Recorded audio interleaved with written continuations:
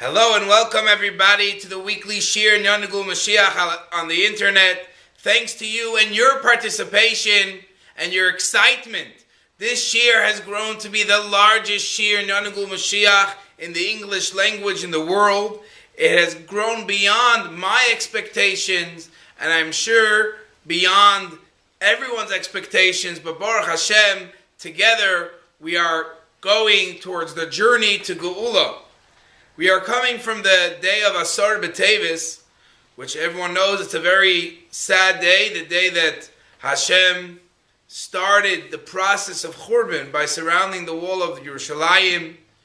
But as Chassidim and Yidden awaiting the Geula, instead of getting caught up in the sadness associated with Asar B'Tevis, we are getting excited about the rebuilding of the third Beis Hamikdash. May it be b'mheira v'yameinu. And this is the topic of this week's Shir, the great third Beis Hamikdash, which regarding the third Beis Hamikdash, the Navi Chagi says, Godol yikfoid abayis as achroin yoiser min harishoin, that the last Beis Hamikdash, the third Beis Hamikdash, will be greater than all the previous Batim Mikdashes, Bayis Rishon and Bayis Sheni, which its greatness will be seen physically and of course spiritually. In its physical in dimension and size, it will be greater than the two Batei Mikdashes, and it will last longer than the first two. The Beis Hamikdash Harishon lasted 410 years, Bayis Sheni lasted 420 years, Bayis Shlishi lasts forever. Obviously, that's a reflection of the Kedusha, which is going to be in the third Beis Hamikdash. A high level of Elikus is going to be revealed, and this is going to be expressed in the fact that Elikus will be shining throughout the world, to the extent that it says, Umala Aretz Deas Hashem, that the entire world will be filled with the light of Hashem. V'nora elav kol hagoyim, and all the goyim will come streaming forward to the third Beis Hamikdash to see in the glory of Hashem, because they recognize the emes of Hashem. But we're running ahead of ourselves a little bit. Let's go through some of the details of the third Beis Hamikdash and some of the midrashim associated with the third Beis Hamikdash and some of the things that will occur in the third Beis Hamikdash. First of all, the first obvious question: who will build the third Beis Hamikdash? Well, as children, we always were taught that every brick, every mitzvah that we do in this world is a brick in the third Beis Hamikdash, which is being built in Shamayim. It's not just a fantasy or words of encouragement to a child. Rashi says that the third Beis Hamikdash is being built and ready to come down min Hashamayim. However, Rambam seems to say that it will be built by a human being, Melech HaMoshiach. As a matter of fact, one of the signs of Moshiach that the Rambam brings down is that he will boina migdash bimkoimoi, he will build the Beis Hamikdash. So there seems to be a contradiction in the Rishonim, in the commentaries over who is going to build the third Beis Hamikdash. However, the Rebbe, who is Oisha Shalom Bimroima of the Isha Shalom Ha'amiti, gives us different perspectives how to reconcile these two opinions. He gives us four ways of reconciliation.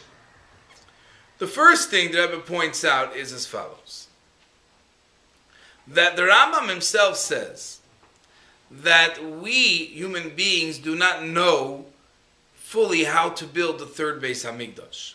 The Navi Yecheskel describes to us the building of the Beis Hamikdash, but very, very vague. We don't know. And that's why when Yidden built the second Beis Hamikdash, they could not do it exactly the way the Navi said, because they didn't know. So they did it sort of what they thought it would be, and based on the first Beis Hamikdash. So the Rebbe says as follows: one way of learning is that we will build what we know about the third Beis Hamikdash, and the rest will come in Hashamayim. Alternatively, you can say as follows: that we will build the Beis Hamikdash, and the spiritual Beis Hamikdash will come in Hashemayim and join the physical Beis Hamikdash, thereby making it everlasting, making it a bayis la Hashem from the Eibishter.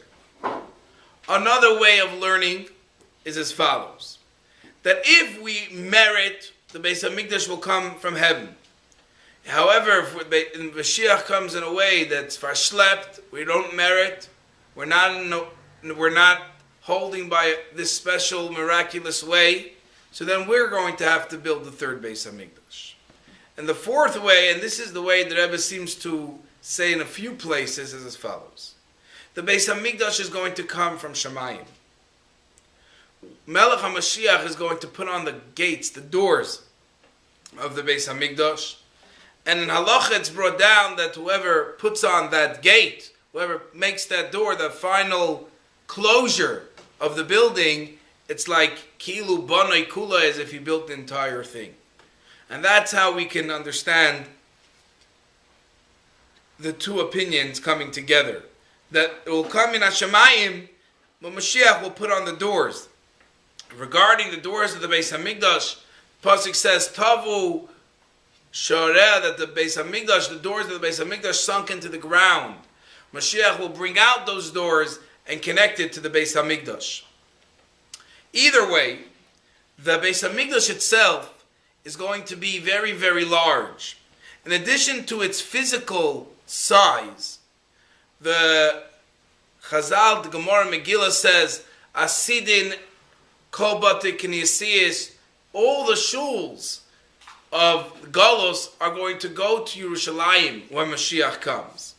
And the Maharsha explains in the Gemara Megillah that they're all going to be attached to the third Beis Hamikdash. In other words, all the shuls and all the dirt of the shuls, the broken down shuls, anything that was used for Kedusha is going to be brought to Eretz Yisrael and attached to the third Beis Hamikdash.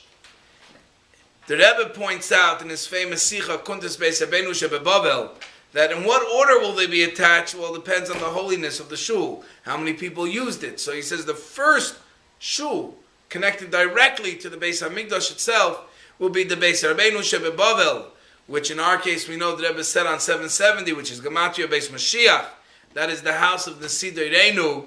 That is the home which will be directly connected to the third Beis Hamikdash. To the extent, says the Rebbe, that before the Beis Hamikdash goes to Yerushalayim to be connected to the land on Har Bayis, it's going to come first to the Beis Rabbeinu Shebebavel, get connected with the Beis Rabbeinu Shebebavel, and only then go forward to Yerushalayim Yer HaKodesh. So either way, there's going to be a large shul, the Beis Hamikdash itself, surrounded by all the other shuls. Which leads us to the next thing, which is the amount of times it's going to be visited. During the time of Galos, we know it says, Shalish Pamim Bashana Yeira Kol Schurcha. 3 times a year we have to go visit the Beis Hamikdash. On Pesach, on Shavuos, and Sukkot. However, in the times of Moshiach, the Navi says, V'hoyim midei chodesh b'chodshoi, midei Shabbos b'Shabbatoi. It will be on every single Rish Chodesh and every single Shabbos. Yovei kol basar lishtachveis laHashem b'Yerushalayim. The Yidden are all going to come to the Eibishter and bow down in Yerushalayim Yer HaKodesh. In other words, the Aliyah L'Regel is going to be every single Shabbos and every single Rish Chodesh. This is brought down in the Novi Yeshaya, Perek Samach Vav, Posek Chav Gimel. The Medrash asked the obvious question: how is it possible that all the Yidden are going to constantly be coming to every Shabbos, every Rish Chodesh? How is that possible? And the Navi tells us that we're going to have special clouds, special delivery on special clouds that are going to transport Yidden from their homes to the Beis Hamikdash on Shabbos and Rish Chodesh. Now, for those of you that are bothered by the question, well, doesn't it say that Torah does not change even when Mashiach comes? If Torah says 3 times a year, how could all of a sudden that change to every week and every Rosh Chodesh? So this is already explained in the Shalos HaTshuvos Dvar Yeshua. And he gives multiple answers, various answers. One of the answers he gives, very interesting, is that really there's a concept of Alila Regel every Shabbos, even in the time of Golus. But Hashem saw that it's not feasible. So he said you have the Chiyuv every 3 times a year, every Yom Tiv. But technically, if you want it to come every Shabbos, it's very special too. When Moshiach comes, and we're going to have the ability, so then we will go visit the Beis Hamikdash every Shabbos and every Rosh Chodesh. Now you have to realize that when you visit the Beis Hamikdash, it's not a visit to a museum. It's a tremendous connection with Hashem, and that has a tremendous impact on Yidden. We know what we say in the Musaf davening of Rosh Chodesh, that unfortunately, Charav Beis Hamikdash, the Beis Hamikdash is destroyed. Vein anu yecholim la'aleis u'lishtachveis la'Hashem. We cannot go and bow down to the Eibishter. And Chassidus tells us that it's a very interesting word we use, bow down. Why in the Beis Hamikdash do we actually bow down? There's the concept of koirim, bending, u'mishtachvim means completely laying yourself out in front of Hashem. And we're telling Hashem that in the time of Golos, we cannot bow down to Him. Why not? What does that mean? There's a spiritual message over here. In the time of Golos, as much as we want to serve the Eibishter, there's a little part of us which is always going to remain. There's that Golos Yid, there's the Nefesh Bahamis, which doesn't want to give itself up completely. So we can only kneel to Hashem. Prostrating yourself, bowing down completely means that I have no existence of my own. I am completely given over to Hashem. That we need a special koyach elyon. We need a special koyach l'mayla that enables us to give ourselves up completely. Like the Gemara says, "Ein chovesh mater es atzmai." Someone that's in jail can't free himself. He needs help from outside. To get out of ourselves completely, we need a koyach elyon, and that koyach elyon comes from the Beis Hamikdash, from the Alikus, which is going to be revealed in the 3rd Beis Hamikdash, that will enable us to lishtachvos l'Hashem, to be completely bottled to the Ribono Shel Olam. In addition to that, which is the avodah pnimius of the Beis Hamikdash, there's going to be another spiritual effect on Yidden. In the times of Moshiach, all Yidden are going to reach the spiritual level of a Navi. The Navi tells us, the Navi Yoel, Per Gimel, Pasuk Beis,